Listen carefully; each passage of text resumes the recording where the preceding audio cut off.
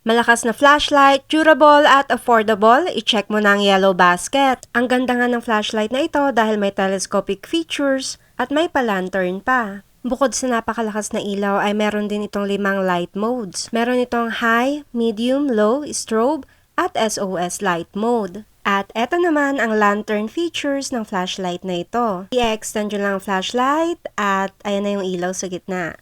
Meron din itong telescopic features. Meron din itong magnet feature dito sa palibot ng power button. At kung sakali mang mawala ng kuryente, hindi ka na mangangamba dahil battery operated ang flashlight na ito. Kailangan mo lang ng 3 AAA batteries. Ito na yung flashlight natin at susubukan natin siya dito sa labas. Hinintay talaga namin maggabi para masubukan itong flashlight na ito. Pag may ilaw, maliwanag dito sa amin. Pero pag walang ilaw ay napakadilim. Ayan. So, ganito po kadilim pag walang ilaw sa labas ng bahay namin. Susubukan na natin yung flashlight. Ito yung low light, no, ng flashlight na ito. Ito yung strobing light or SOS light. Ayan. So, ito naman yung high niya. Ayan. Ganyan siya kalakas.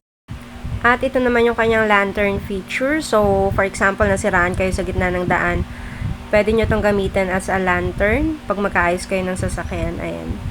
Malakas din yung ilaw niya. Itatapat ko siya dun sa mga halaman. Ayan. Ganito kadilim pag tinakpan ko. And then, pag nailawan, ganyan na siya. Makikita nyo na yung mga dapat ninyong makita. And try naman natin yung telescopic features nito.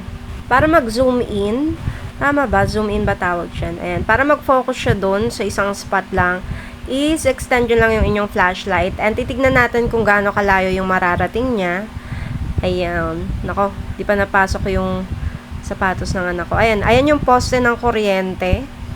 So, abot dun yung ilaw ng flashlight. And titignan natin dun sa mas malayo pang poste. So, sa parang pangalawang street na yan mula sa amin. Nakikita nyo ba? Pero ako nakikita ko nandun, no? Pag sa personal kita siya, ayan, no? Yung maliit na poste na yon. Ayan, yung poste na malapit sa street namin, and then, yung poste dun sa kabilang street. Abot dun yung ilaw nitong flashlight na ito. Ano pang hinihintay nyo mga baby queens? Check out na!